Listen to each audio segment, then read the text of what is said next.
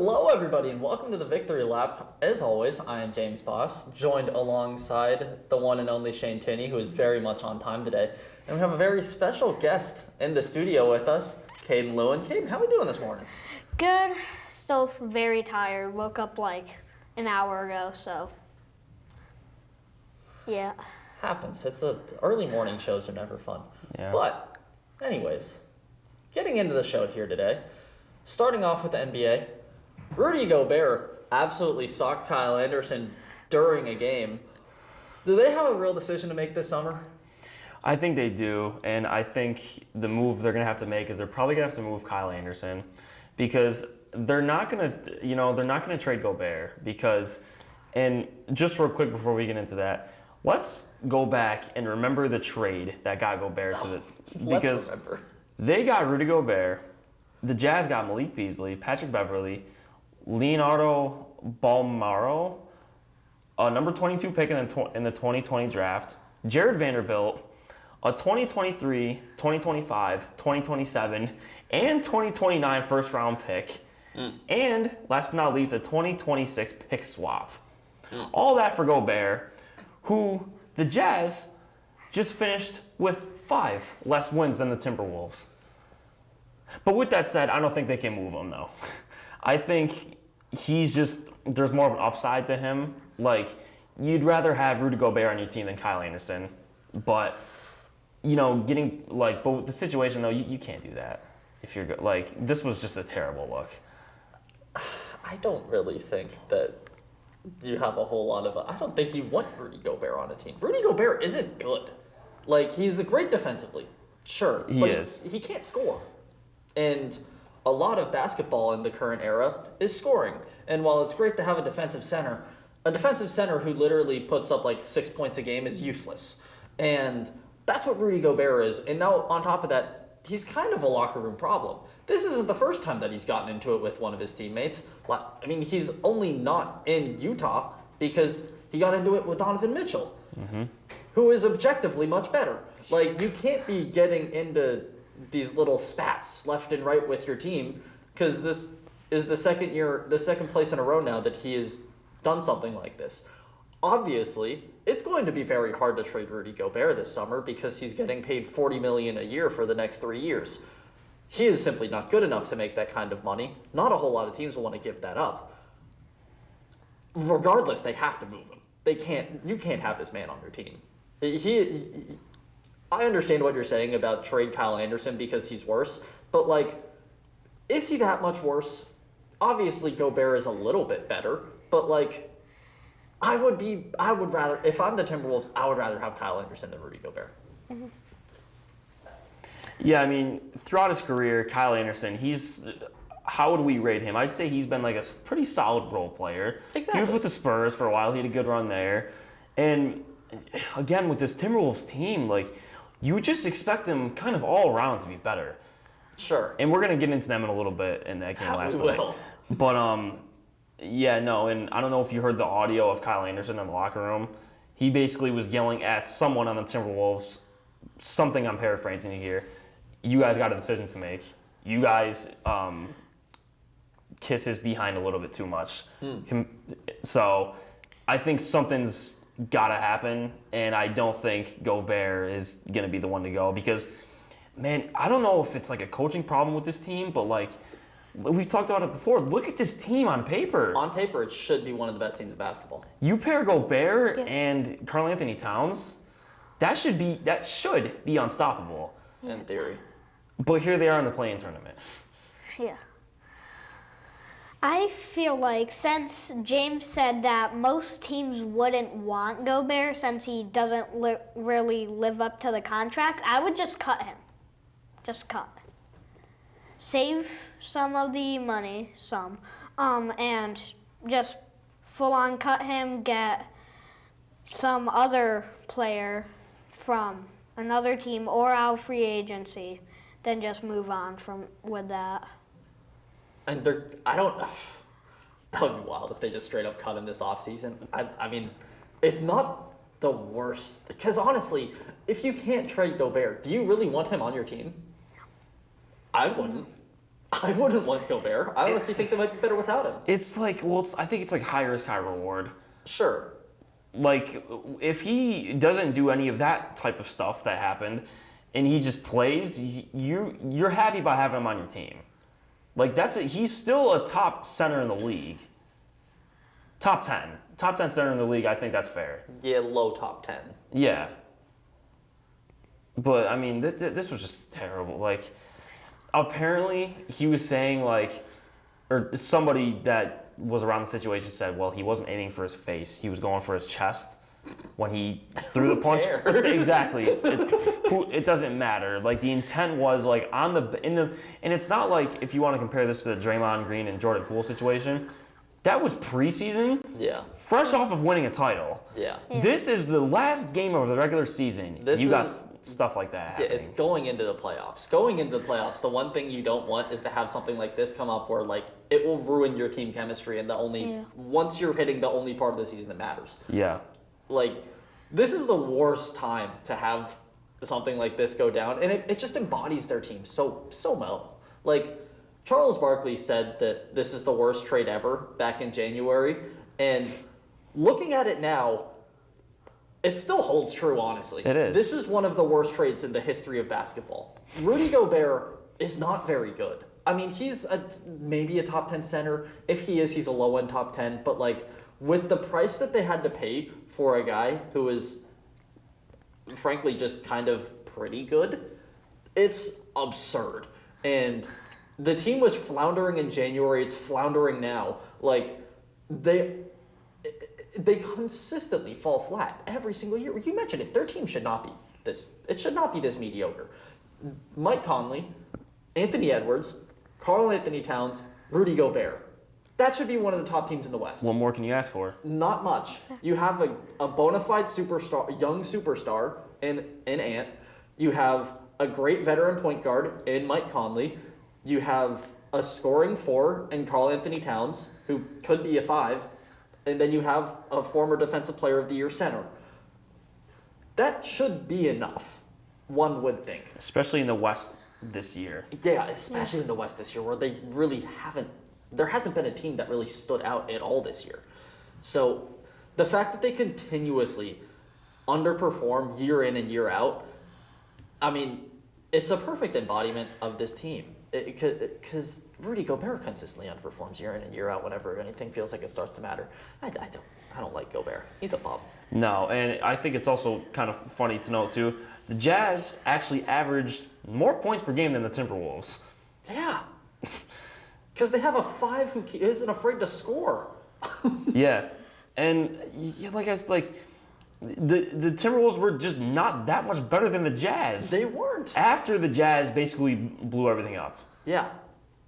I don't know. They got. I mean, I think not only with this situation here, but they got some work that needs to be done in this offseason because there's no reason why this team shouldn't be a top 5 seed at least.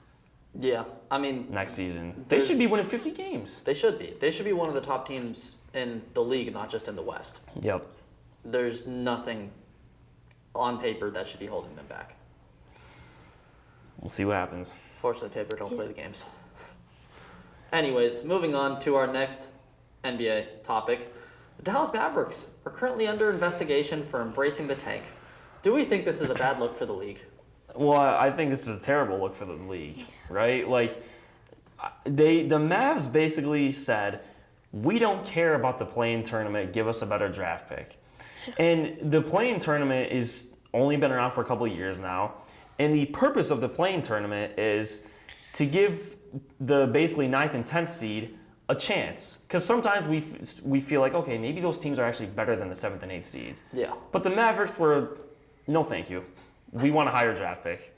Yeah. And, you know, I don't really understand the decision of playing Luka for just one quarter. Why not just bench him for the whole game if they're going to really do... And they were winning after the first quarter. Yeah, that's the thing. Is if you can bench Luka for a quarter, but you can't bench Luka for a quarter and then pull him if he's winning. Because if you're going to play him at all, I'd assume that you're playing him to see if you can win. Yeah. Yeah. So why take him out once you're winning? It's baffling. Yeah, I think like because they played the Bulls.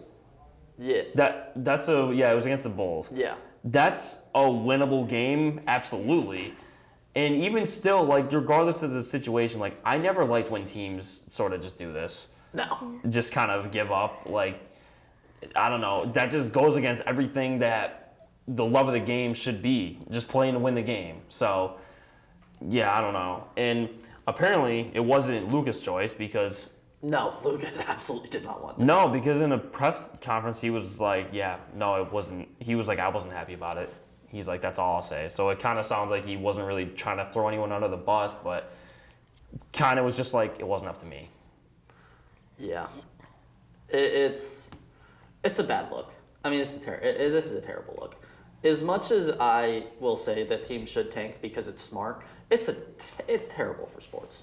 It ruins the competitive nature of the game. And, I mean, Luka is a competitor. Even regardless of what he said in the press conference, you didn't need to hear the press conference to know that he wasn't happy with that. Mm-hmm. No competitor at his level is going to be happy to sit out when he knows he can play. That's just how it is. And the fact that the Mavs are willing to pull their guys, I understand that, like, they're doing it because if they get a pick in the top 10, they can keep their first rounder. Yeah. And they want that. But I still don't think there's any defending it, really. It's obviously, I don't think they have a whole lot of flaws. I don't think they're really going to do anything in the playoffs if they were to make it. But isn't the whole point of the season, the regular season, to play for the playoffs? Isn't that the only reason? So why, when you have a chance to actually make it, you decide that it's not worth it? It's stupid, and it makes no sense. It is dumb. Very much. And how much did they lose by? A 3-pointer, was it? Yeah. They missed the last minute three. That would 115 to 112. Yeah. I really don't understand why, except for to get the draft pick. But like, if you make the playoffs, you might have a chance at the title because you have Luka, Kyrie, two super good players. You can make a title run. Yep. But late season collapse, I guess. Yeah. You say it like that. Christian Wood too. Christian Wood. Sorry, I was not familiar with his game. He's solid. He's very good. Yeah. But no, it's like, you look at it, because you mentioned it right there. It's like you have Luka, who is a top 5 player in the sport. Mm-hmm. And then you have Kyrie Irving, who, as much as I may not like him, he has been proven to be a legitimate second option on a title team. Like, that alone, once you get into the playoffs, anything can happen. Mm-hmm. And with a duo like that, all it takes is for them to just click and learn, and the team to figure out, all right, this is how we're going to play together. It may not be likely, but it's possible. And they basically just threw away that possibility from ever being able to happen. Yeah, it's it's situations like this where you're like, because like I said, they gave the playing tournament for more opportunities for the league. And I don't know. I wonder how long they'll keep this playing because now they're saying, do you hear about that in-season tournament now? I did. I don't really know what it is. Yeah, I didn't really look into it. They just passed it. Yeah, I saw starting this year. So hopefully that'll be more entertaining than the play-in tournament. Hopefully teams will actually play, or guys will actually play in that tournament. After yesterday, I'm not so sure. I'm not so sure either. Be saying the play-in's not very entertaining anymore. But no, and this just sucks because tanking is so bad for the league. Because the trust the process Sixers are the most obvious representation of tanking in recent history, and so it's not like this is really a new thing for the sport. But just because it's not new doesn't mean it's still not an issue for the league. You can't have teams open. This is as open of embracing the tank as it gets. You have a superstar who is healthy, who can win you a game to get you into the play-in, and then you choose to not let that happen. That's tanking at its core, and the league can't let that happen. I think it will be very interesting to see how this will affect the play-in in the future because. I mean, the play-in yesterday was incredible. It was awesome. Yeah. But now you're going to go into this and you're going to look at this for the next few years and see that the Dallas Mavericks just said, screw the play-in tournament. It doesn't matter. We would rather have a pick. Mm-hmm. Yeah. It's not a good look. No, and this is, kind of on another subject, but, like, I still can't believe they were in this position to begin with. Yeah. Yeah. Like, they were a 4th seed when Kyrie got there, and now they fell to 11th. Yeah. Yeah. 11th. It's a terrible fit. That's why. Yeah, we talked about it last week. Yeah. They basically just can't play defense. No. But, yeah, got to get it together, Dallas. Mark They Cuban. They gotta. Honestly, what is Mark Cuban doing over there?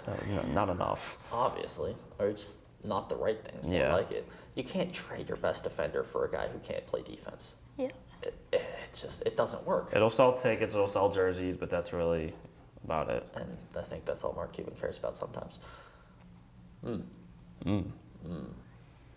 All right, let's move on to the play-in. Let's actually talk about some fun basketball now. Well, half of it was fun. The first half wasn't the most fun in the world. What were just overall reflections from the play-in after the first night of games? Well, first, I want to hit the Hawks and the Heat game. Yep, Because, man, I really thought the Heat would win this game. I kind of did too. I don't know what they were doing losing to the Hawks. I figured Jimmy Butler would just will his team to a win like we've seen him do time and time again. And I don't know, the Atlanta Hawks have been the most 500 team Yeah. Yep. of like all time. They finished 41-41. So now they will play either the Bulls or the Raptors, which I think the Heat will be either one of those teams. I don't see them losing 2 in a row. I don't think Jimmy Buckets is going to let that happen. And I don't really believe in the Bulls that much. The Raptors are kind of just, I don't know. I don't see them being a problem either. I could see the Raptors being a problem. I mean, I agree. I don't think the Bulls are. No. I don't take the Bulls that seriously. But the Raptors have Pascal Siakam, objectively an incredibly good basketball Yeah, player. it's not 2019 anymore. Objectively still a very good basketball player. And then on top of that, they have Fred VanVleet, who, while didn't have a great year, can get hot in it. Solid. And if that man gets red hot from the field, he will hit 9 threes on your head and you will lose that game. Not saying it's super likely, but I think the Raptors have a legitimate shot at beating the Heat, especially if the Heat that played yesterday show up again. But I mean, you're kind of right. I mean, Jimmy Butler is such a dog. Yeah. Like, he tried to will them back into the game. Shots weren't falling. Yeah. And so I don't imagine that's going to happen 2 nights in a row or 2 games in a row. But it would be kind of fun if it did. As a Heat fan, it really hurts losing to the Hawks. What is this, the first time we lost to the Hawks this season or something like that? And we lost to the Bulls earlier this season, I'm pretty sure. So might be another one of those games where we just can't put up points. How much? We lost by like 11 points last night. So we might be a first-round exit. I mean, they could. I don't. It still just feels like there's so much talent on this Heat team, Yeah. and with Jimmy Butler leading an offense, leading a defense, like that's a good enough guy. Honestly, Jimmy Butler is a good enough player that could lead you to a championship. I don't know if that's a super hot take, but I think he's good enough to be able to do that. I think he has enough dog to be able to do that. And frankly, that's kind of all you need in the playoffs. So I'm aware that they lost the Bulls earlier this season. I'm not very afraid of the Bulls if I'm the Heat. I think that, you got Zach LaVine and the Caruso. Like, I'm not afraid of that. I think, sure, it could be, they could put up some points, but they're not going to put up that many. Yeah. DeRozan, too. And DeRozan. I forgot he's still there. But even still, I'm much more confident in the core that the Heat have with Jimmy, Tyler Hero, and Bam. Like, that 3 is good enough to win you a playoff series, at least one. And even if it's going to have to come against the Bucks, like, that could be a good first round. So if the Heat win, they'll be 8th, and then they would play the Bucks in the first round. It's a good game. It's a good series. And Milwaukee should stomp them, but like, don't doubt playoff Jimmy. It's hard to doubt playoff Jimmy. Yeah, remember in the bubble? How do I remember him in the bubble? But yeah, no, I think they will ultimately end up the 8th seed because they're not, they won't lose 2 in a row. They're better. It's just not gonna happen. Yeah. And then the second game that happened yesterday. Oh, that was a fun game. This one was crazy. This was a crazy game. I know we don't do LVP anymore, but yesterday it would be Ant. Bro shot 3 for 17. Could have been either Ant, depending on how that overtime went. 3 for 17, 0 for 9 from 3. In 43 minutes. Yeah, it's a tough performance for the kid. And I remember he had that one turnover late at, I think it was the end of regulation or overtime. I think it was. Was it one of the where he just passed it into the crowd like 2 rows up? I think that was the inbounds, right? It's just sailed Something. over everyone's head. Yeah. Because they had a few turnovers like that down the stretch. Yeah. And like watching that, you're just like, oh, yeah, this team they're just not ready for this moment, clearly. But the Lakers really almost lost this game. Almost did. Because of Anthony Davis So, following Mike Conley. And how about Mike Conley making the 3 free throws? because those are the first 3 that he'd taken all game. Like, Yeah. He was going into those cold. Like, I personally am not a basketball player. I can only imagine the stress that was on that man when he was trying to knock those down. Because it's not like you just have to hit 2. You got to hit all 3. You got to hit 3. You got to hit 3 in a row if you want to even have a chance in overtime. Yeah. If he missed 1, the game is over. Yep. So, I mean, credit to Mike Conley. The old man still got it. And the first one looked like he was going to miss. It hit the front rim and then kind of rolled like. Once you get that first one to fall, that's when you know, okay, I can hit these. He saw it going and then, Yeah. yep. Yeah, what a game. Honestly. What a game. Watching LeBron, I really thought he was going to finally take a 3 to, hit a buzzer beater. But he passed out the shooter, and I guess, can we say it was the right play? I mean, it went in. Yeah. Had to be. What else would it have been? But we all know if Schroeder missed that 3... Oh, everybody's going to be at LeBron's throat for kicking it out to the guy who missed. But LeBron's been doing that his whole career. Yeah. That's what he's made. He said it in the interview after the game that, he's been doing that his whole life. He's been doing that ever since he got into the league. LeBron, that's the one knock that everybody has is he doesn't take the last shot. And it's because LeBron is smart enough to find the best shot. Mm-hmm. He doesn't want to force up when he knows there's a better look somewhere out on the floor. And he did it with Ray Allen. He did it. No, Ray that was Allen off of a LeBron miss. It was off a LeBron miss. Well, LeBron learned from that miss. But LeBron always finds the open guy in the corner. He always drives, kicks, and there is a look. And sometimes the look doesn't go in. But Dennis Schroeder got that dog. And so it's sure, the media would go after LeBron, but I mean, LeBron can't shoot 3s anyway. I've been yelling at him for being bad at it all season. I don't want to. He did hit the tying 3. I don't care. He did hit that tying 3 with a minute left to not at that 95. I don't care. He did. Sure, it was wide open. Wide open. And I don't know if you would agree with this or not either, but watching that game, that crowd was very, very you just felt their team spirit. LA loves the Lakers. I feel like for the first time in a while with that Lakers team. LA loves the Lakers. Yeah. It is, as an LA native myself, I very much know the passion that city has for that team. It's unreal. It goes back and forth on which team they love more between the Lakers and the Dodgers. The Lakers have always been the soul of that city, and the sheer amount of just scenes that I have seen out of all of my friends who are big Laker fans, everybody has been so invested in this season so far this year, and with this incredible run down the stretch, it's been insane. Yep. Because now that they can actually go to games when the team is good, because the last few years the team hasn't been good, and the one year they were, it was the bubble. So it's been so important to this city to see the Lakers be this dominant, and it's fun.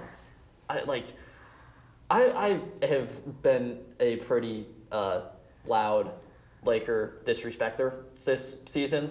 I haven't believed in them really at all. How can I not right now? This team has got it. It's clicking. They have finally figured it out. The Timberwolves scored 2 shots from the field in the last 11 minutes of the game. Yep. Wild. Yeah, it just, I don't know. It sort of just feels like the fans have kind of finally bought in to this season. And honestly, LeBron as a whole being there, because I feel like at first when he got there, it was like, okay, we know you're great, but you got to do it here. Yep. You got to do it in the purple and gold. Yep. And, okay, yeah, they got the title in the bubble. Like, as you said, the fans weren't there to really, experience that. Yeah. And last season, they missed the playoffs. The year before, they got bounced in the first round. This season feels like they can really make a run for it. It does. Yep. Especially in a wide open West. Yeah. The West has not been good this year. Horrible. The only teams that I see that can have a chance are Nuggets, Grizzlies, Kings. Suns maybe with Devin Booker and KD, but isn't KD still hurt? He's been. I think he's gonna be playing. He was out for a while. I think he came back. Yeah, but I mean, you just said it. KD's always hurt. Yeah. It seems like every year in the playoffs these last few seasons, something happens and he just can't play. So how can you trust the Suns? It's kind of hard to. Yeah. Yeah, I'm going to talk about the Suns a little bit in our next topic. We are going to talk about the Suns a little bit in the next topic. I just want to keep it with the West for the play-in a little bit before we move on to that. Yeah. I've been so torn on who I think is going to be the last team to make it and out of the play-in in there. And I think I said the Pelicans last week. I'm already flip-flopping that. Now I think it's OKC. I don't know what it is in my heart and soul. It's not the Timberwolves. I know for a fact it's not going to be the Timberwolves coming out of there. I don't care if they almost won that game yesterday. They're not going to be able to do that again, especially not with Gobert back out on the floor. So I'm just going to write them off as a team. I think it's between the Pelicans and the Thunder. And the Pelicans without Zion don't scare me like they should. They have good players around him, but they got B.I., Alvarado. I hate C.J. McCollum, so I'm not even going to give him the respect of a good player. Trey Murphy's been going off down the stretch, but I don't think he's going to be able to. And as far off as the Thunder still don't, they're not going to win a playoff series even if they do make it through the play, and they're going to get bounced by the Nuggets. Probably swept too. Probably. But if you need him to win 2 games, I love me some Lou Dort. Love some Lou Dort. Shea is unreal. Shea should finish top 5 in MVP voting this year. Yes. That's a good enough centerpiece for any franchise. And then Josh Giddey looks funny, but he's very good. He is. And so it's I think that, obviously I think it's funny to put Lou Dort in a big 3, but I think with that trio, the team can steal a couple games here. Even if they shouldn't be able to. Even if they probably won't. I think they won't. Could. They could. The Nuggets will sweep them. Well, no, I'm not saying no. I don't care. Oh, I know that. I'm just saying it playing.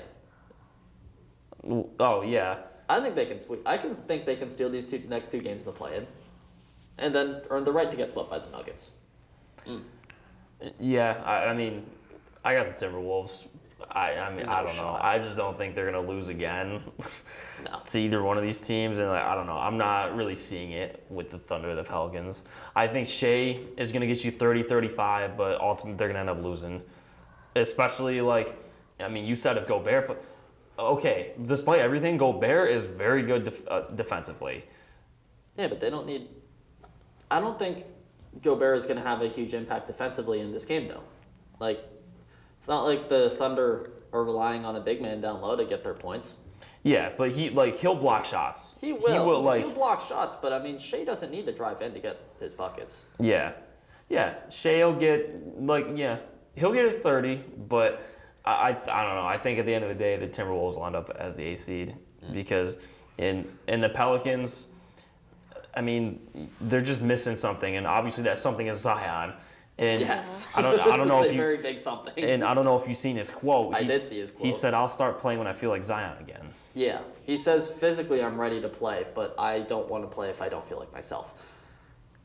Which, that's a weird quote from Zion. It is, yeah. Because I get where he's coming from, in the sense of like if he doesn't think he can contribute to the team in the way that he should, he doesn't want to go out there and play. But at the same time, like They need you, bro. a Zion who's healthy is better than a Zion who is better than no Zion. Like obviously, even if you're not going to be able to drop like 30, if you can drop 20, that's plenty. Just play. Exactly. The Zion being on the floor alone is going to open up shots. Mm-hmm. I don't get why he's not doing it. Yeah. I hope next season Zion finally can play a full season, plays above 65 games. Yeah. And if that happens and he's averaging around what he can, I think he can be in MVP conversations. Zion? Yeah. If he can stay healthy, he's always going to be. Yeah. He should always be in an MVP conversation if he can give you 70 games. That's one of my early picks for MVP next year. Because I don't know. Because I almost feel like enough's enough with I think he's gonna finally sort of break through again next year. Yeah. Yep. I hope. Because I like Zion. He's fun to watch. He's fun to watch. Yes. He's very fun. Do you remember his debut in the NBA when he awesome. dropped the 4 threes in a row? Yeah. He's so good, man. Yeah. He is He's so good. Well, let's move on to our final NBA topic now. With most of the first round matchups already set, which one of these first round matchups is your most anticipated? I mean, I think you probably already know my answer. I do know yours. This isn't a very hard one. It's the Suns and the Clippers. Give me a 7-game series of Westbrook versus KD. I think maybe this came a couple years late. Yeah. Can you imagine if this was the Warriors Thunder 7-game series the next season? But still, I think it'd be a good series, but I think at the end of the day, the Suns should win this in probably 6, I would say. And the only thing with the Clippers is they're missing Paul George for the start of the series, but I don't really know if that would have mattered anyway, because we're going to give you some examples of some of the games you might get if Paul George plays in the playoffs. Okay? 2017, first round, 5 for 21. 2020, game 2, first round, 4 for 17. 2019, game 3, first round, 3 of 16 against the Blazers. That was the game when Dame hit the buzzer beater and waved. That was so tough. Yeah, it was. 2020 again, Mavericks, 3 for 16 again, 1 of 8 from 3. Last one, this is the best one right here. 2018, Game 6, first round against the Jazz. Donovan Mitchell's rookie season when he bounced out the Thunder. The Thunder of Westbrook, Melo, and Paul George. 2 for 16, 0 for 6 from 3, while Russ had 46. So those are the type of performances that Paul George might give you in the playoffs. So, but still, he can, he's going to help out the team. He can be, a good thing for them. Spacing the floor-wise, he can, but he also can do this. But with that said, I got the Suns in 6. But seeing Westbrook and KD go at it, that's going to be a show. Yeah. I think that for mine, my most anticipated matchup, it has to be the Warriors and the Kings. It's the first time in 16 years the Kings have made the playoffs. The atmosphere alone in Sacramento is going to be insane. I think that alone makes it one of the most interesting matchups. On top of that, I mean, I like both of these teams as a whole. The Kings are very fun to watch. I love De'Aaron. You think Sabonis is the under-the-radar MVP for this season? And frankly, I mean, you're not. It's not a bad take. And so with those two, I think that this team could go on a legitimate run here. I think the Kings might even take the West, and with how wide open it is, be tough considering they haven't been ever. None of these guys have real playoff experience. So that's certainly not going to make it easier, and you're especially considering they're going against the Golden State Warriors, who are the definition of playoff experience. I mean, they've made it to the finals 6 of the last 7 years or something. Yeah. It's been insane. So it's not like they have a super easy matchup round 1, But I think it's that matchup that's going to make it so interesting because obviously the Warriors, when they're clicking, they're the best team in the league. Yeah. Unfortunately, the Warriors have been god awful on the road, and I don't know if that's going to change in the playoffs, but if it doesn't, they can't win a series if they can't win a road game. So I very much think that this series is going 7, regardless of whoever wins it. I just really want to see De'Aaron in a playoff game. I love that man so much. He's so fun. He is so fun. My game for the playoffs would be Cavaliers versus Knicks. The Cavaliers are absolutely stacked with amazing players. Donovan Mitchell, Darius Garland, Evan Mobley, Jarrett Allen. And the Knicks are just, aren't they they're a solid team. They are a very good team for the Cavaliers. The Cavaliers will have a pretty good competition for this game. I just see the I see it being a close game. So that's my pick for my favorite game for the playoffs. I do really like that one because, the Cavs feel like they should be one of the best teams in the league just looking at the roster alone. Yeah. But, the Knicks have been that kind of scrappy underdog all season. They feel like they've been overperforming the entire year. And especially with Jalen Brunson cooking the way he was down the stretch. And if you can get a good Julius Randle for the playoffs, this team could give the East problems. Yes. And, I mean, the Cavs are going to be the favorites going into this series, but a Knicks upset would not surprise me at all with how this team has been playing. I think another one that none of us mentioned that I think is going to be a very fun series to watch is this Grizzlies-Lakers one. There is some animosity between these two teams, and seeing them go at it is going to be incredible. I hope they let Unk sit courtside again. I would do anything to watch Uncle Shay Shay try and go at the entire Grizzlies team again in the playoffs. And a Carnegie. Oh, it would be the card. That was a fire cardigan. It was. Yeah, he was tripped out. But I think that's going to be one of the most fun series to watch because honestly, I look at the Grizzlies. I still don't really look at them as the second best team in the West. No. I don't even think they're top 4. I don't think they're in the top half of the West. I still think that the Nuggets are better, the Lakers are better, the Warriors are better, the Suns are probably better. Yep. The Kings are probably better. The Kings are about the same, I'd say. Mm-hmm. I don't think that the Grizz are that great, regardless of where they're seated. So I think this is going to be one heck of a matchup. Yeah. And the Lakers, with the way that they've been rolling, I mean, they're must-watch television regardless of who they're playing. And now you also have another must-watch television individual in Dylan Brooks, who is just an absolute goon. I think that's going to be a fireworks show. Yeah, Dylan Brooks said himself, I think yesterday, he said, we'll take LeBron in the first round. I think that'd be a good matchup for us. So now, the Lakers are hearing that, and they're like, oh, yeah. All right, okay, cool. We got something for you. I think Ron wants Dylan Brooks in the first round. The only thing that would have made this series better is imagine if Patrick Beverly was still there. Oh, it would be amazing. Pull the camera out one more time. It would start to not look like basketball at some points, No. I think. We've already seen it not look like basketball in that. Yeah, no, that'll be a good one, too. Who do you think's winning that series? I gotta go with my Lakers. Yeah, Gotta. I agree.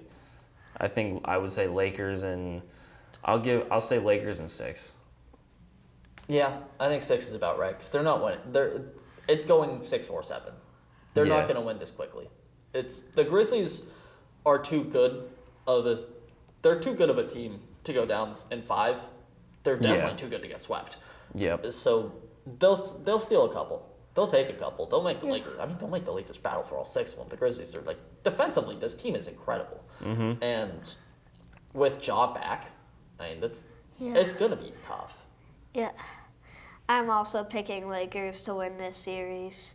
I just don't think the Grizzlies can outrun Anthony Davis and LeBron James.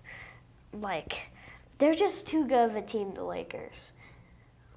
Yeah, that duo, there's not a whole lot of teams that can really match up with LeBron and AD. I mean, even with all the injuries and with LeBron being 38 years old, I'm not sure there's any duos you would rather take over those two. So like, that's always going to be a tough one, especially with the two of them looking as healthy as they are right now. Yeah. Like, they're going to be giving teams fits in the playoffs this year. Yep. I think AD still needs to play a little more like aggressive He does. because I feel like he should have probably had more than 24 points yesterday. Yeah.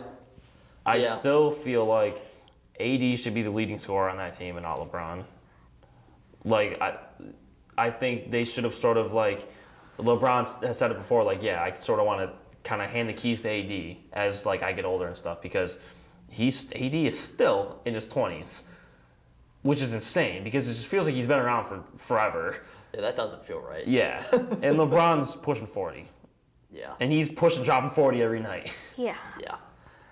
I think this was another game, though, where it was like, that game just showed how dumb plus minus is as a stat sometimes. LeBron was like minus 25 at one point when they were only trailing by 5, and like, he was objectively not the worst player on the floor for the Lakers. Yeah. It's just silly numbers. You got D'Lo shooting, I think, Yeah. 1 for 9? D'Lo was 1 for 9, 0 for 4 from 3. And Jared Vanderbilt, I don't think scored a point, No? I believe. He Yeah. did not. That's why, because towards the end of the game, I'm like, wait, where's D'Lo? But Schroeder was just playing better. Schroeder was better. So why take him out of the game? Yep.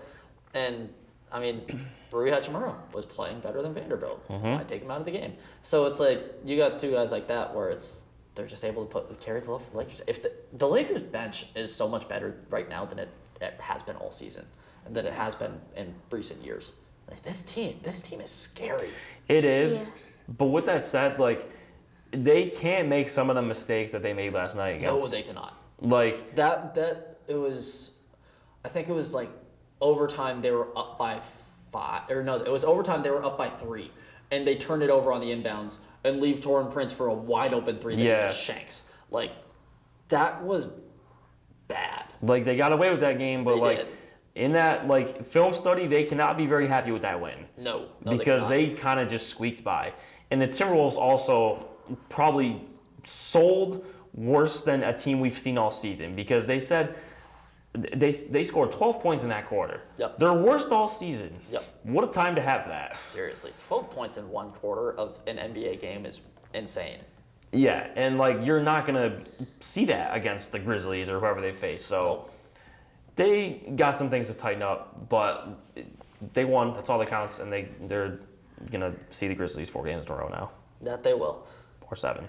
Moving on to the NFL, Odell Beckham is officially a Baltimore Raven.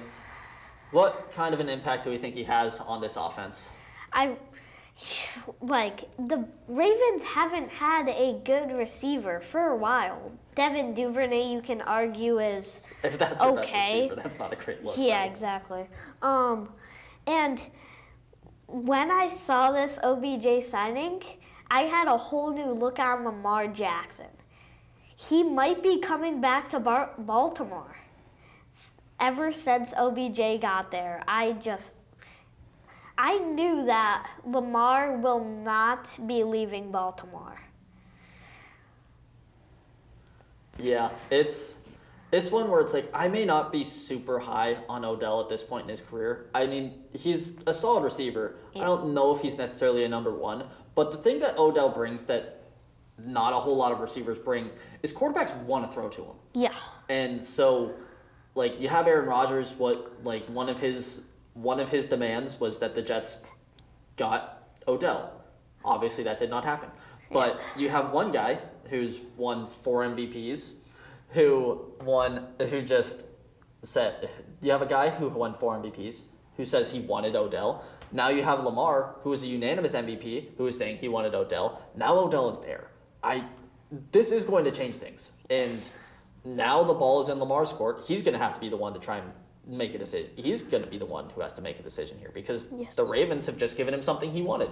And Lamar has been begging for a receiver. Now he has one. And now he has one that he's been asking for a while now.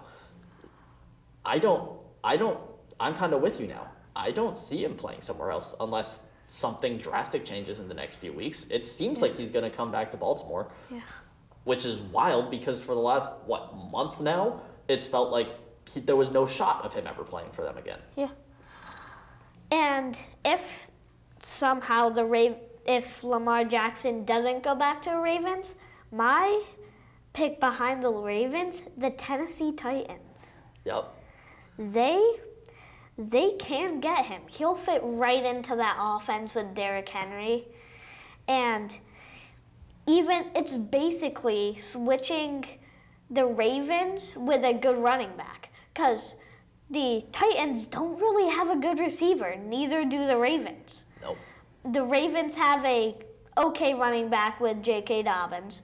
But the Titans have Derrick Henry. Mm-hmm. So it's literally an upgraded Baltimore Ravens. Yeah.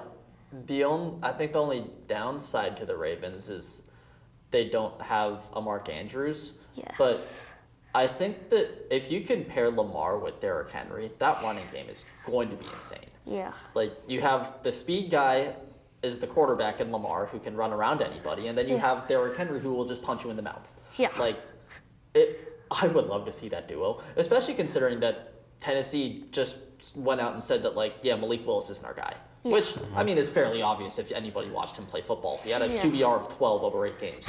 That's about as bad as it gets. So, obviously they needed to go somewhere else at the quarterback position. Lamar would be a great place to go. And, I mean, Tennessee, they need to make a move because they don't have a high enough pick in the draft to be able to get a good quarterback to compete in that division. So why not go after a proven MVP in Lamar Jackson? Yes. It makes sense. I don't know if the Titans make sense, but that decision would. Yeah, I think with the Ravens, this is a good move for them. But I think at this point of his career, I don't think Odell can be that number one receiver. I think when he was with the Rams, that was kind of like that perfect role he fit in there. You had Cooper Kupp as your clear number one, and Odell was even at times just a decoy on the field. Yeah. And I think he'll get you on the season. I think he'll be somewhere around the 600, 700 yards total, maybe 5 or 6 touchdowns. But talking about the deal itself, $15 million guaranteed is a lot for a guy who just tore 2 ACLs in the past 2 years. Yep. Yeah. So, I mean, I hope he stays on the field. I hope he goes above 1,000 yards. But at this point, and he'll be 31 in November, Yeah. which for a wide receiver, you're kind of getting up there, especially his injury history. Mm-hmm. So I think this deal is like a 6, 7 out of 10 for the Ravens. Yeah. And I think Lamar, he's coming back. Yeah. I mean, he posted the screenshot of them on FaceTime with Yep. them. I think Lamar's back. It's what it feels like. And I think that's the only reason why I would give it more like an 8 or 9 out of 10. Because I agree with everything that you said about Odell. Talent-wise, contract-wise, health-wise. I agree with that 100%.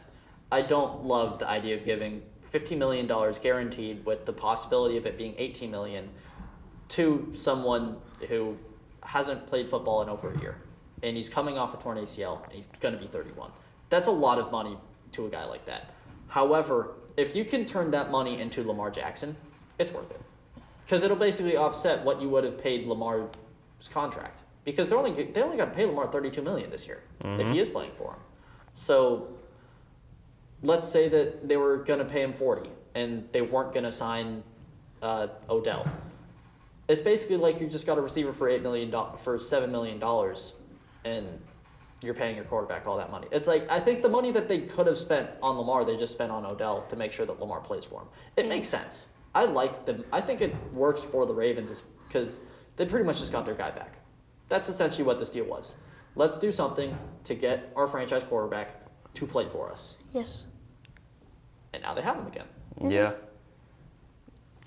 So I like that move for them. Before we wrap up our show, we want to start a new segment that we're calling the Starting Five, where at the end of each show we'll be drafting a team of 5 on various little Categories, subjects. categories. That's the word. Shane's helping me out. That's why he's here. I can't think sometimes. But this week we'll be drafting our 5 most athletic receivers Of all time. of all time. Doesn't have to be Past current, or present. past or present. Caden, we will let you have the first pick of the draft. Before we let you take your pick, me and Shane will play rock, paper, scissors to determine who will have the next pick. So Shane, Single game or 2 out of 3? We'll do single game. single game, all on the line. All right. On shoot? Yeah. Okay, just have to double check. All right. Ready? Rock, paper, scissors, shoot. There we go. I have the third pick. He does have the third pick. Caden? Okay, for my first pick, right when I knew about that we were doing this, this guy was the first to come up in mind, Randy Moss. That's the obvious number one. Yes. There is no other way you could go with that. It's has to be Randy is your first pick. He's the best. He's the most athletic receiver ever. He's one of the most athletic humans ever. So yeah, that's the right one. I will go with someone who is no longer what he used to be, but at one point was one of the most athletic receivers in all of football. I'm taking Julio Jones. That was on my list. My first pick, give me Jerry Rice. Yeah, he's the GOAT. Yeah, It's an easy one for me. Yep. Snaking it. Oh, we're snaking it, so I'm still, okay. Yeah. All right, my next pick, give me T.O. Yep. Got to pair them two together. Yeah. I'm liking my team so far. I like your team as well. I will take the other most, I think, he was my number. I actually will get the guy who I had number 3 on my board. I'm taking Calvin Johnson.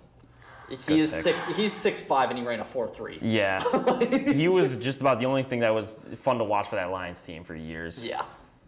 You guys are stealing literally all my picks right now. Sorry, I had to do it to you. Number 2, Tyreek Hill. Yep. He's the fastest player possibly ever. Yeah. Hard to argue that one. My next one, Shane, what are you doing? It's not your pick. Caden, you're back up. Oh, okay. This one might be a bad pick. DK Metcalf.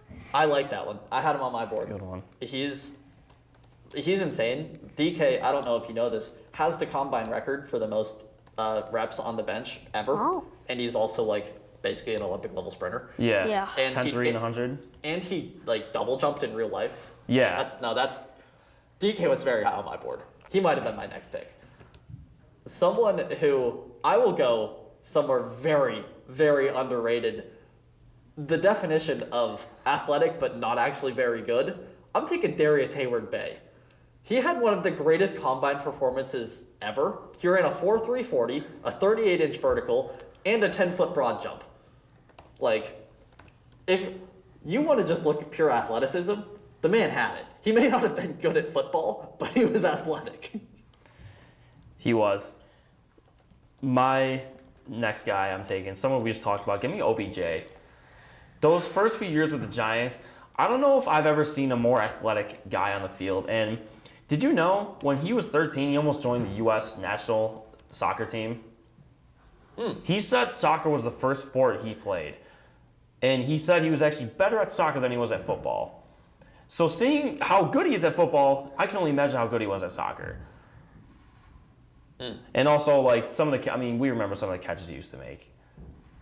He was one of the most athletic wide receivers of all time. So he's my third pick. Next up, someone who you used to go toe-to-toe with him throughout those early 2010s decade. Give me Des Bryant. Even as a Giants fan, I got to acknowledge how great he was. He was one of the best jump ball receivers I've ever seen. Yeah. He used to torch us. He didn't catch it. He did not catch it.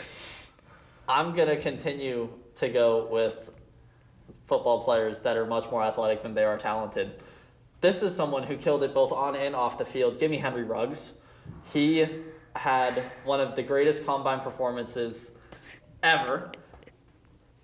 He had a 4.27 40. One of, I think that's the third fastest is receiver history. 42-inch vertical, 11-foot broad jump. In the 2020 combine, he was rated the most athletic. Good pick. That's a good pick. Gotta take that one. For my fourth pick, might be another weird pick, maybe Justin Jefferson. Oh, I like that I one. had him. Like that. That's a good one. And my last pick, another one I'm not sure about, Larry Fitzgerald. I like Larry. I had him too. I do like Larry. I'm torn on who I want for my last one because I can go one of two ways. I could go with I think I'm gonna go with someone who I'd imagine is close to your heart. Taking Deshaun Jackson. He is the definition of speed. Yep. And he was an absolute monster. Yes. And purely off his legs. I gotta take D-Jax to close out my draft. That's a good one. Two of them you guys both left on the board. Give me D-Hop. Okay. Like that's this guy was, remember the play against the Bills, that Hail Mary? Oh, yep. I mean, some of the Yeah. plays he's made through his career, man. That is the jump ball receiver. Yeah. Well, the Yeah. other jump ball receiver behind Randy. But Yeah, he again, like during those Texans teams, he was like the only thing you want to watch is a D-Hop on those teams. yeah, He was just insane. And Wow. then that's your last pick, pal. that's my last pick. That's Yeah, your last pick. Come on, count the 5 better. someone I was gonna pick is Antonio Brown. Oh, I I mean, forgot about him. I never thought of Antonio as all that athletic. I just thought him as a good route runner. He was just such a explosive but he would just get you yards. Like He would. He had, that one stretch of 2012 to 2015 was the best I've ever you couldn't keep him under 1,000 yards. Yeah. Yeah, I think the one guy that I had on my board that I was waffling between with my last pick was Jamar Chase. Yep. He's someone he's big and he's fast and he can jump very high. Yes. It's a tough combo to hit. He hits that combo. I think, but I wanted to spice it up for the last one. Had to go Deshaun. And then one more. Would we have accepted a Deion Sanders pick? That was something. He played receiver. He technically played receiver. I had that as a potential last pick. I didn't do it because I wanted to avoid the controversy, but I was very much in on. I think it would have played. I think it could have. Because, I mean, what do we have to say about him? There's come not a on. whole lot you have to say about Deion. Yeah, him, and then this was sort of going to be like a last resort pick. I had AJ Green on my list. Yeah. Kind of an under the radar one, but still I had one under the radar guy that I had. I had a couple, as you could tell by the two under the radar picks that I had as it was. John Ross was one of them. Has the fastest 40 ever. I think even if he's bad and couldn't do much else, 4.22 is insane. And then the other one that I had was Kevin White, who all-time draft bust, but he's 6'3", runs a 4.5, and had 23 reps on bench. The dude was a monster. He was just not good.